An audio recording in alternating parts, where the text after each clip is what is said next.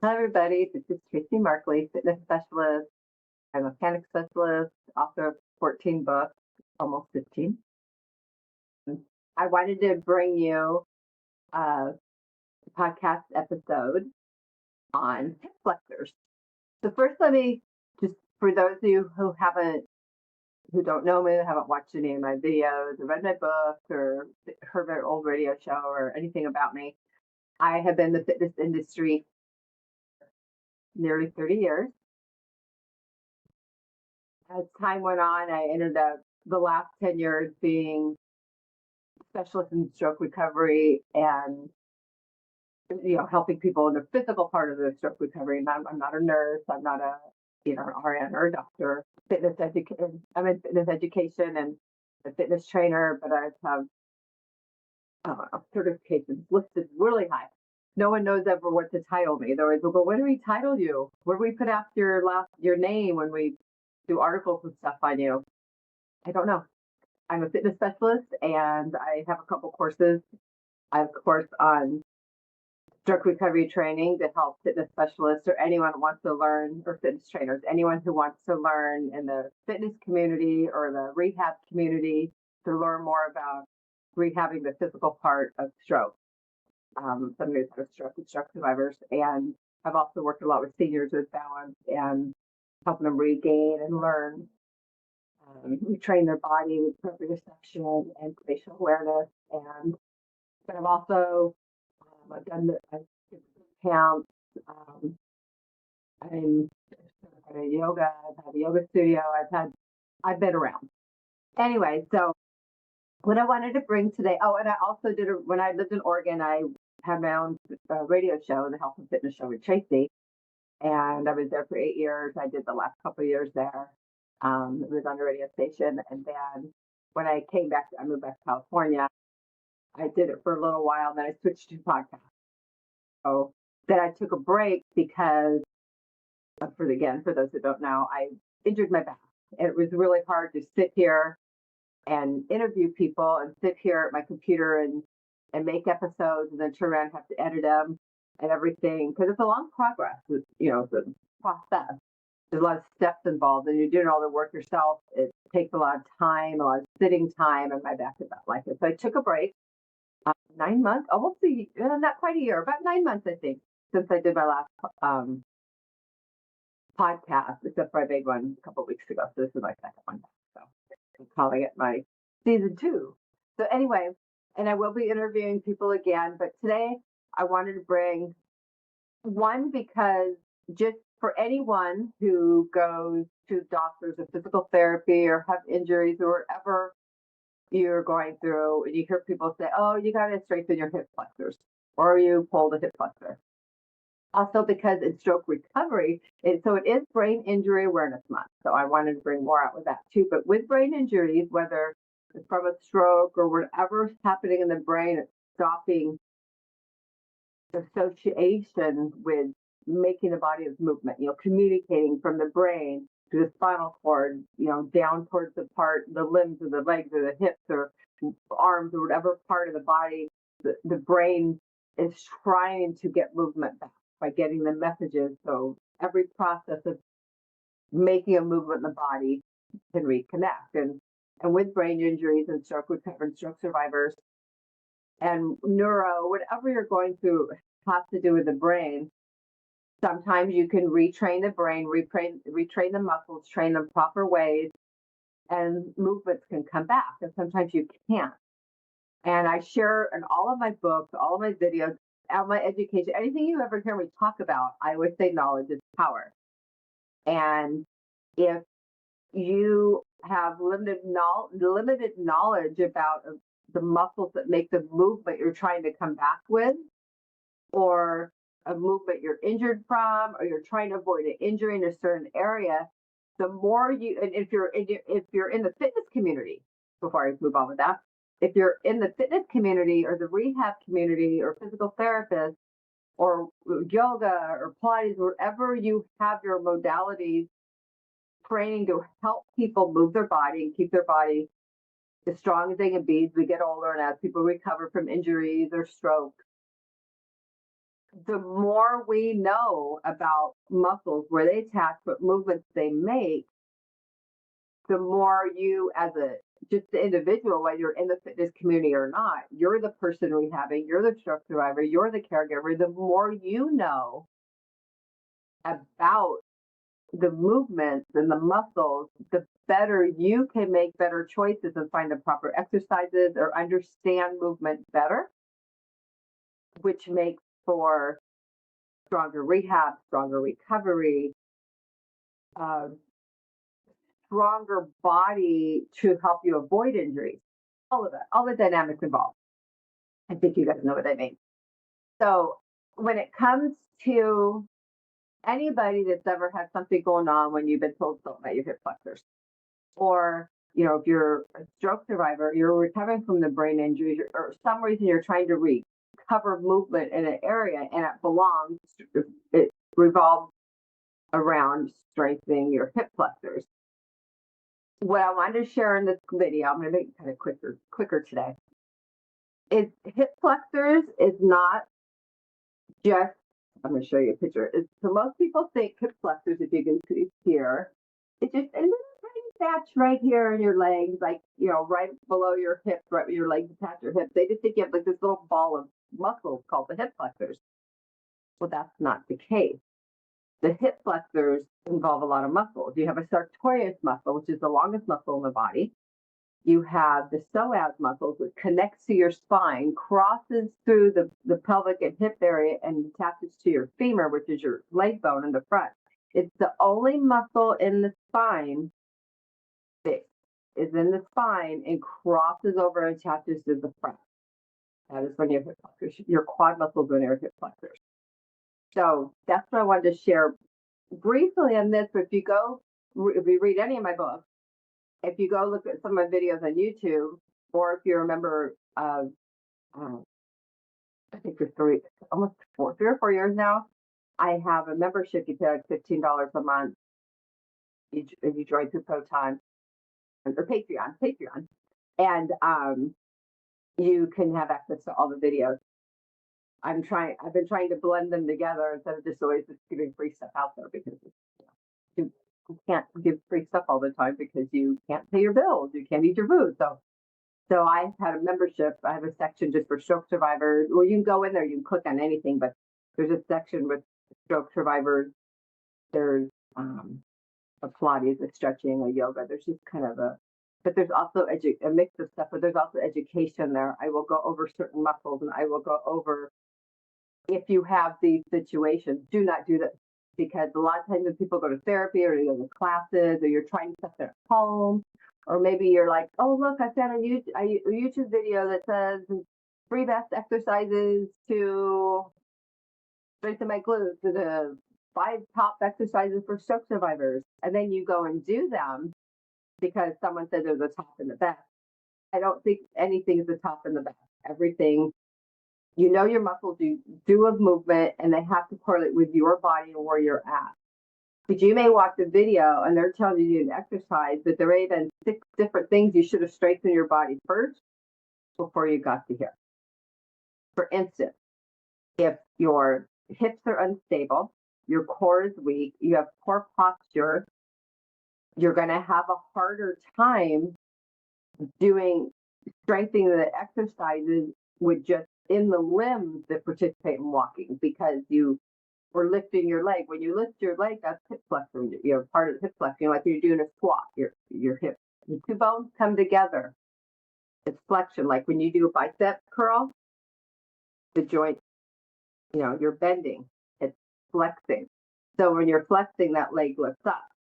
You use it in walking. You use it getting up out of chairs. You use it when you squat. You use it when you sit. It's all in so many movements in your body. When you're loading part of the dishwasher, you're taking clothes out of the laundry. It's such a big part of your everyday movement. And a lot of people think, oh, just squat. Squatting is the fixing of everything. Well, it's not. Not that squats are bad. Squatting does not fix everything on your body. And if you don't have the strength in your core and the strength in your certain muscles, or maybe you have a slight scoliosis, or you've had a hip replacement, or you have all these other things in your body, you need to strengthen everything. If that makes sense. So I'm not recommending, because I've even sat like I've sat at coffee with friends before, and they'll be like, "Oh yeah, I just squat every day. I do 100 CrossFit. It fixes everything." It doesn't. It does not fix everything. So I'm just putting that there. I'm not saying they're bad. I'm just putting it out there because a lot of times I'm talking to seniors, people with balance issues, people recovering from stroke, just any kind of clients that come to me. They'll say, "Oh, I saw on the news that the one exercise that everyone needs to do is squat. So I've been trying to do squats, but my knee hurts, and my hip hurts, and my back hurts," because there's more than just that movement. It's all working together. Okay, so this is what I want to show you. So I'm just going to show you quickly in here, but you can go look up at other things.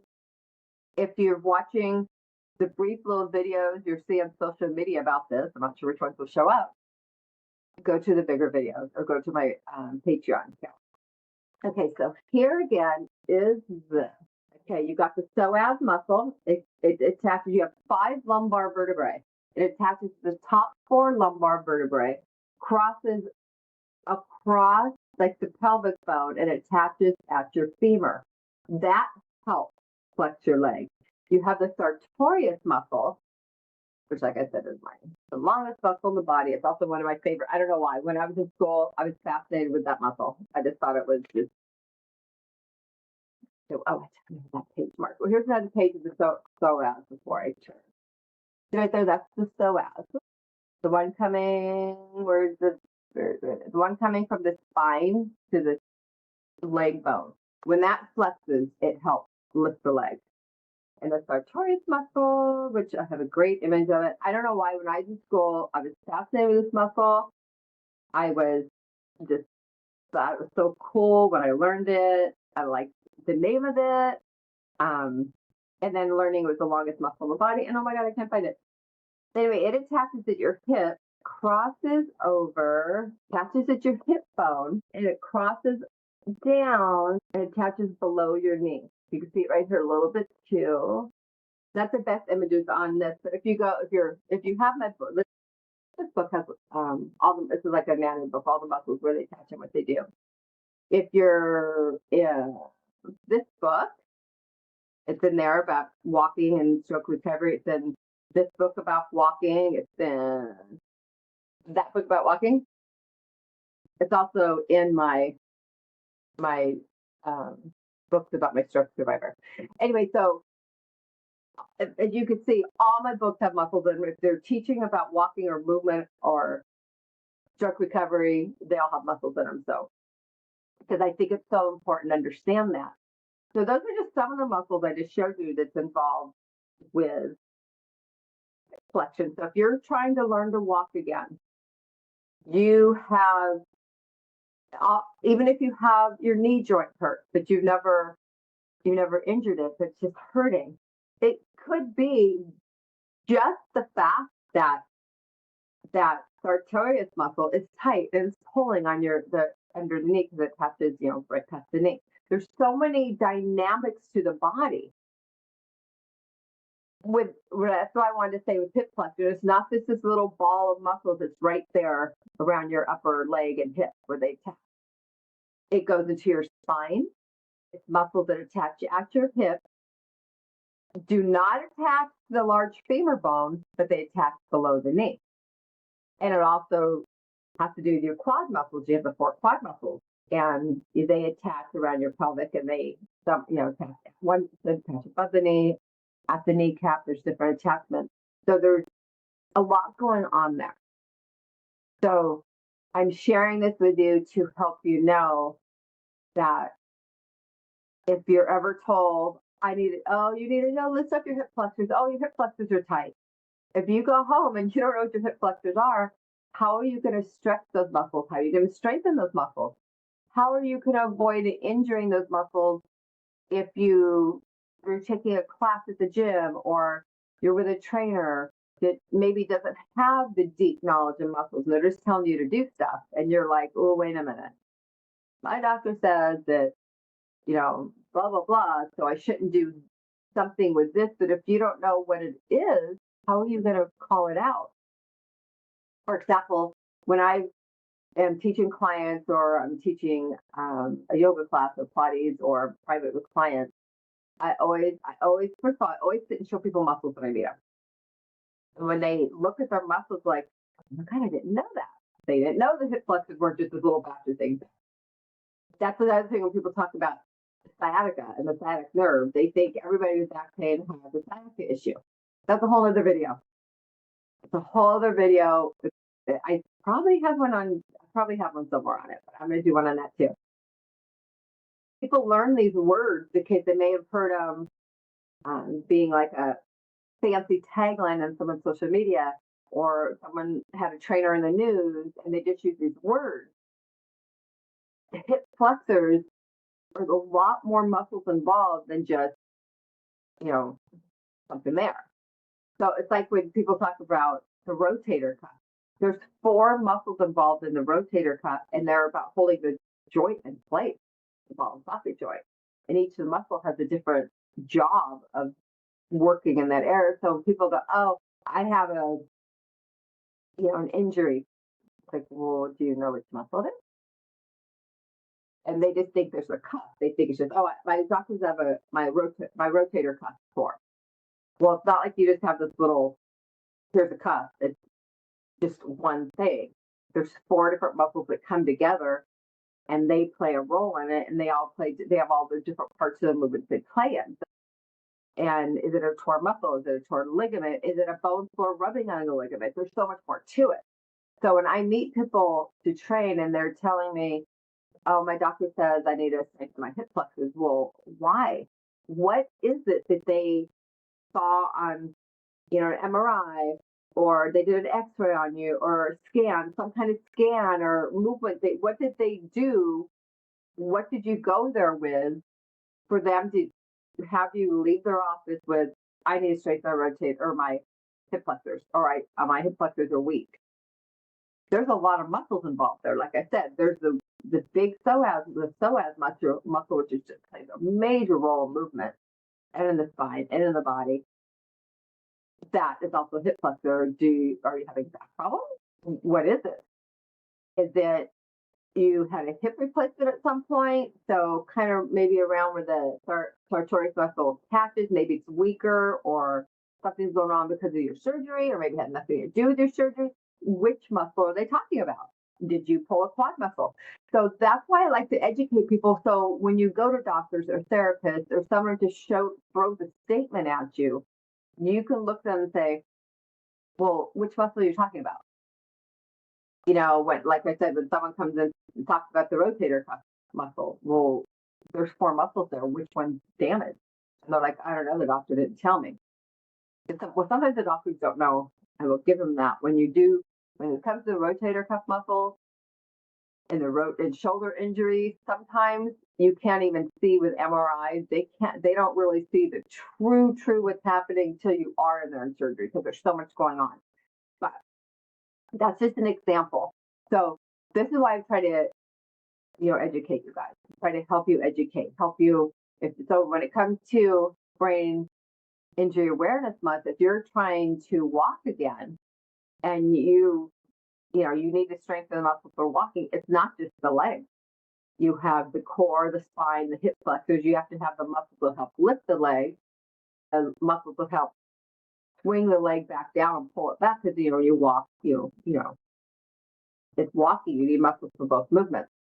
So that's why I try to, and I don't know everything. As much as I can share with you guys what I know. So that's what I wanted to share with that. So with this, if you have hip flexor issues, learn what the hip flexor muscles are. I told you some on here.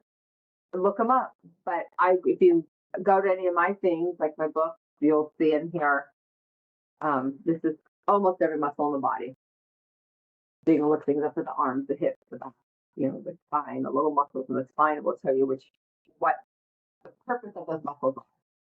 So basically, if you have a muscle in the spine and their job is to help stabilize the spine, and someone's telling you you have poor posture and you're not really stable, so your hips are unstable. Because if you have unstable hips, you're not strong in your core to stabilize your hips, most likely you will not be able to strengthen your hip flexors to the fullest because it all works together.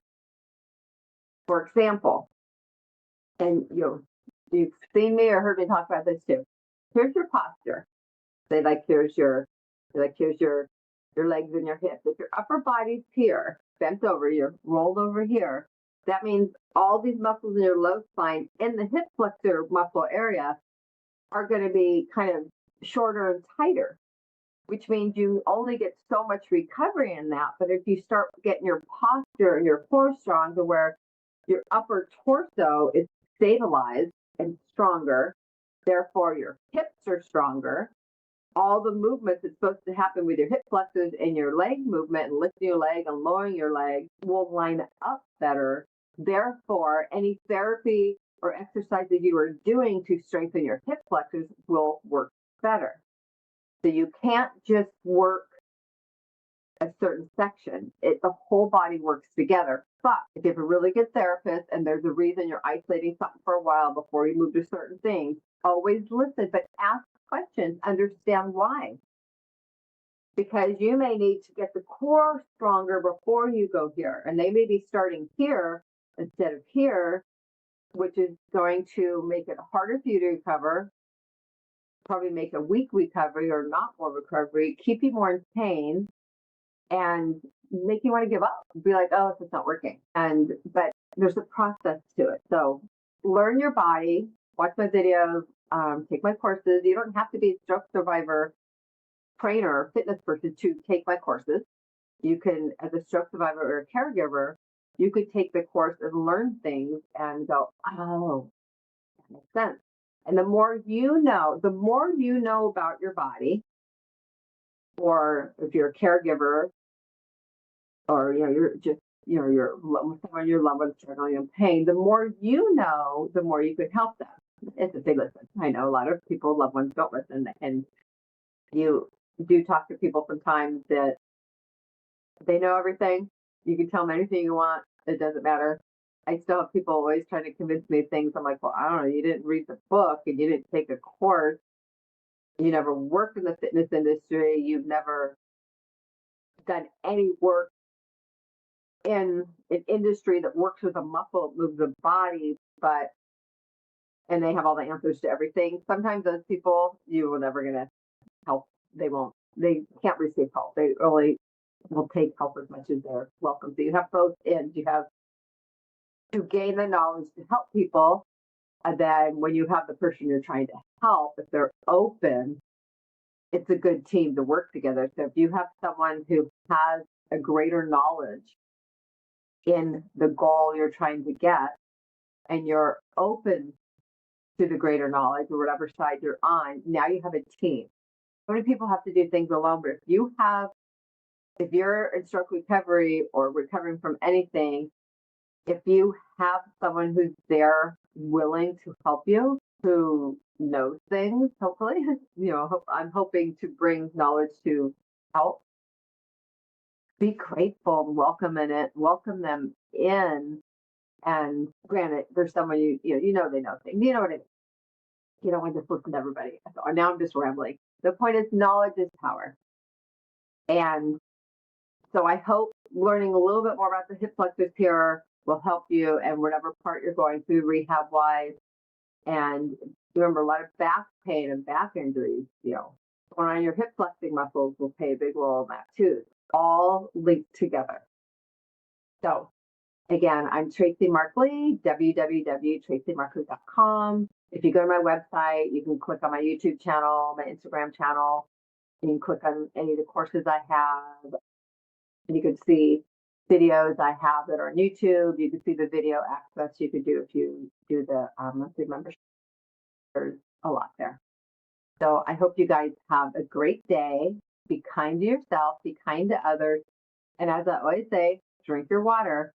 Your muscles and your brain need water to keep them hydrated and to keep them moving. You don't want dried. They're going to be not as pliable, and you sleep better. Everything's just better. Drink your water. It's part of being alive. So have a good day, and a good week.